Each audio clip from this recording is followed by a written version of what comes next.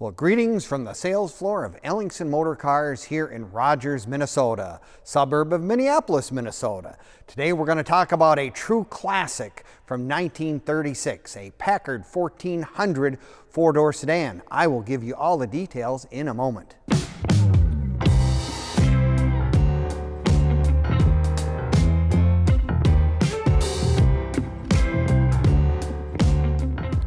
Well, greetings from the sales floor of Ellingson Motorcars here in Rogers, Minnesota, suburb of Minneapolis, Minnesota. Today we're going to talk about one of our latest acquisitions, a 1936 Packard 1400 four-door sedan, Big 8. So she's got the 8-cylinder in it, but I want to make sure you watch this entire video from start to finish because we're going to have a walk around, we're going to do a cold start, and you can hear how smooth these old Packard 8s ran, and they really did. Now you can click on the link in our description and you can get all the information on this car as well, or you can go to our website at www.ellingsonmotorcars.com, and you can go to that 24 hours a day, which is really good, where you will find our latest editions such as this one and close to 100 classic and collectible vehicles, all the way ranging back from in the 1920s all the way up into the 70s and beyond. So if you're looking for that collector car or truck,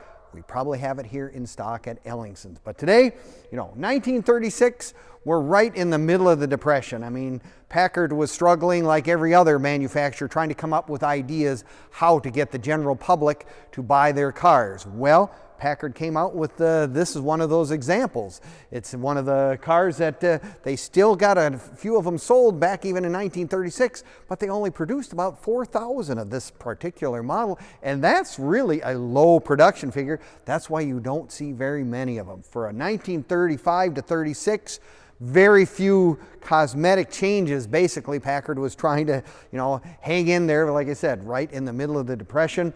This is probably one of the things that most people will notice a difference on a 1935-36. The other one is much more subtle. The grille is tilted at about a 5-degree different angle than the 1935. Not much difference, but then again, like I said, it was one of those cars that, Packard was struggling to try to find buyers for their cars. Beautiful paint all the way around, Orleans blue, which is really nice. I love the Goddess of Speed. To me, that is one of the most classic hood ornaments that they ever had. And I mean, it is just something that when you see that, in all likeliness, that's a Packard. Ask the man who owns one. Beautiful headlights all the way around, bumper guardettes on there, of course. I mean, this is a massive car. It's a, 127 inch wheelbase. I mean, that's a big car in 1936, considering what a Ford was much, much smaller, or a Chevy for that matter. Again, like I say, it's the 8-cylinder, runs really well. I mean, you'll hear that in that startup video. It is really a nice running motor.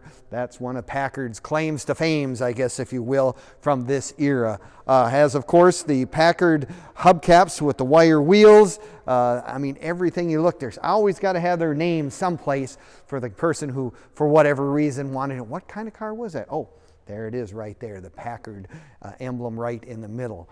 This particular car also comes with an interesting feature. We have suicide doors both in front and rear, which, the suicide door story is kind of one of those things that everyone wants to know, where did that come from?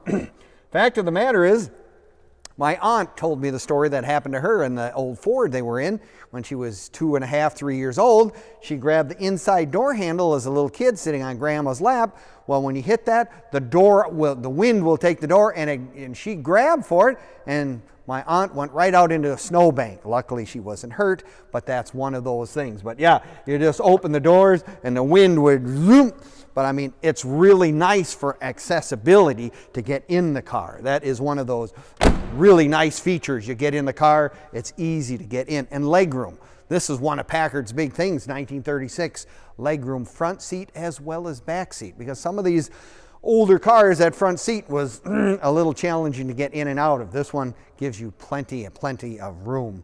Now here's another little interesting feature. It has ventilating windows, they call them. The vents, you know, we call them vent windows, ventilating windows, front and rear, which, you know, in 1936 there was no such thing, of course, as air conditioning on these cars. And it also has the cowl vent up here as well, so that you push down, it brings air through the car, and that's how you tried to stay cool in 1936. Nice running boards on this one. It's got the chrome that goes around the outside edge. I've been told that's kind of challenging stuff to try to find in this day and age, and whatever. I mean, it's got the, you know, just very, very correct for this car. Now, of course, in 1936, they didn't have much room inside the car, so you have a luggage rack in the back, which this one actually does have. And of course, Packard would have dual tail lights, so you could certainly use that and see this car coming down the road, if you will. You know, beautiful interior. I'm taking a look at the inside, the broadcloth or whatever as correct for this year. A lot of the wood graining around the window frames, the dash.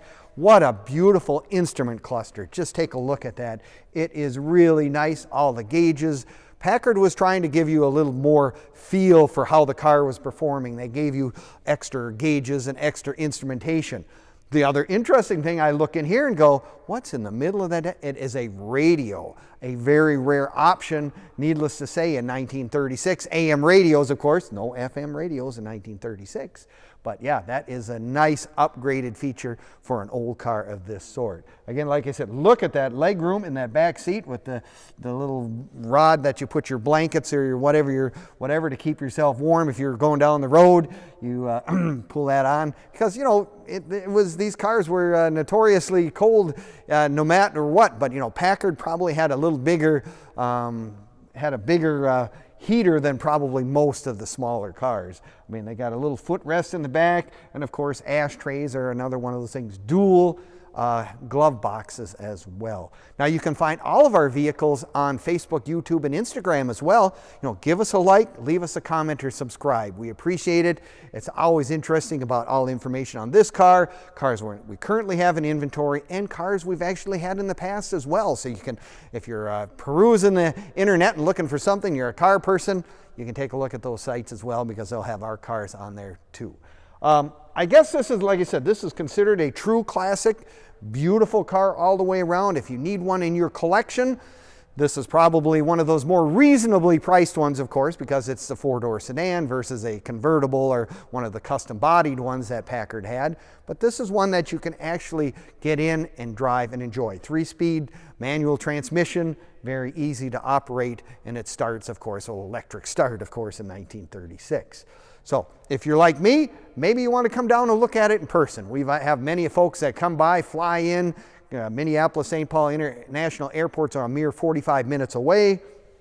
Come on down and we'll give you the personal tour. So if you have to touch it, feel it, and make sure it's real, trust me, it is. But it is right here on the sales floor at Ellingson Motorcars. And now we are open Monday through Friday from 10 until 5. So you can come in during the week. And we are open on Saturdays as well from 10 until 4. So I guess we have given you lots of opportunities, a lot of interesting facts about this really, really rare car. You just don't see very many 36 Packards. I mean, no matter what, that was a few and far between car in its day, and probably more so today, to say the least. So come on down, and we thank you for watching another one of our videos. I appreciate it very much, and we will see you next time at Ellingson Motorcars here in Rogers, Minnesota.